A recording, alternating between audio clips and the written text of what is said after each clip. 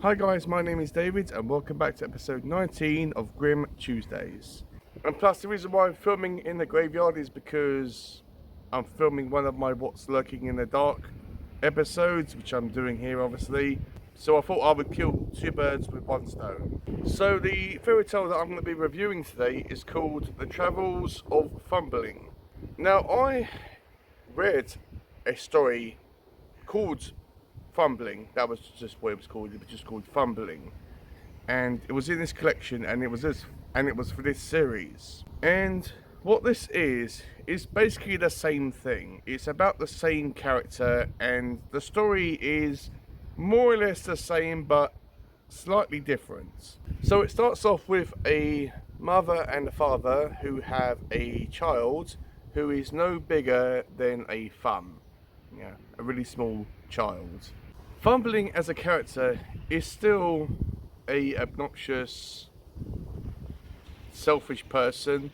I suppose he tries to be a good person, but for the most part he kind of portrays himself to be not a really friendly or nice person. He likes to be mischievous and get into trouble.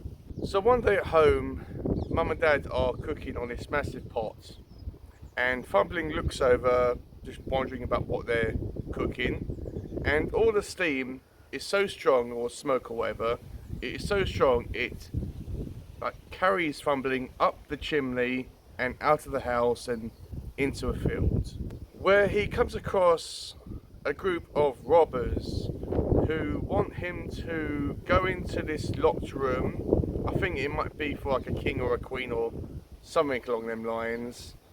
And what they want him to do is to get all the gold and silver coins, and one by one just pop them through the keyhole so they can slowly but surely rob the person.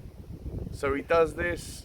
I think Thumbling tries to trick the people and tries to get them into trouble. Then after this, Thumbling gets a job at a inn or a bar or a tavern or whatever you want to call it, and there he is looked down upon, no pun intended, but because of his size people don't really like him that much.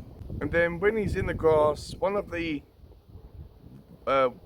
workers there, pretty sure it's a female, decides to be a real nice human being, and she's fully aware that Thumbling is in the grass. So what she does is she mows the lawn really quickly as she possibly can, knowing full well that Thumbling is in the grass and she could potentially kill him.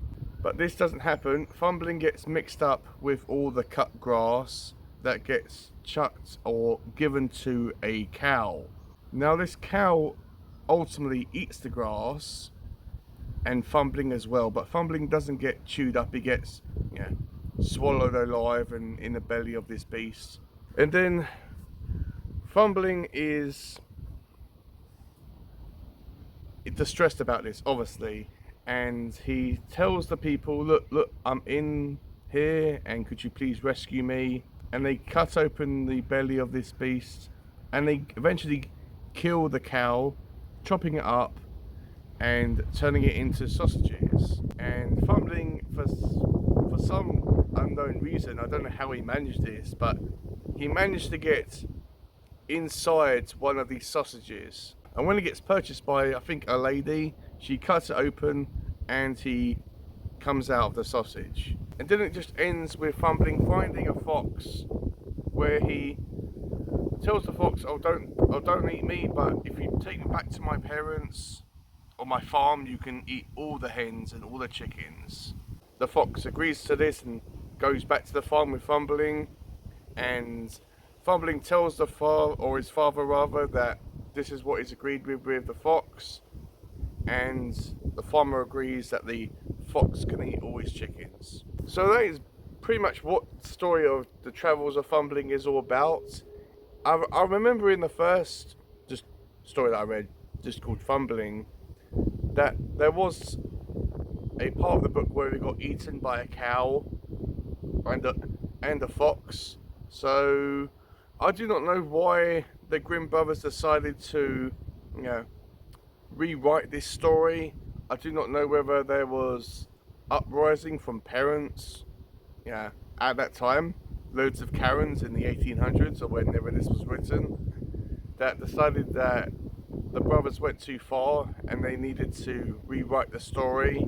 But I do not know how this is better, because Thumbling nearly got chopped up by a lawnmower and he got eaten by a cow, and the cow, as a result, got killed and got turned into sausages.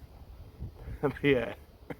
But for me, this story was just simply okay.